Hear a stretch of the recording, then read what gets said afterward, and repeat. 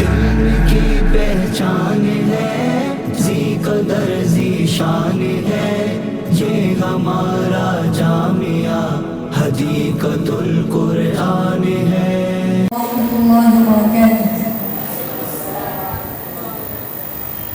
Our bodies are gift from to Allah, and we should take care of them. Islam has also highlighted the countless benefit of sport and exercise. Prophet Muhammad, peace be upon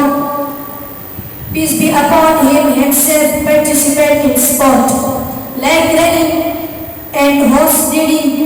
Prophet Muhammad, peace be upon him, said, "A strong believer is better and is more loyal to Allah than a weak believer, and there is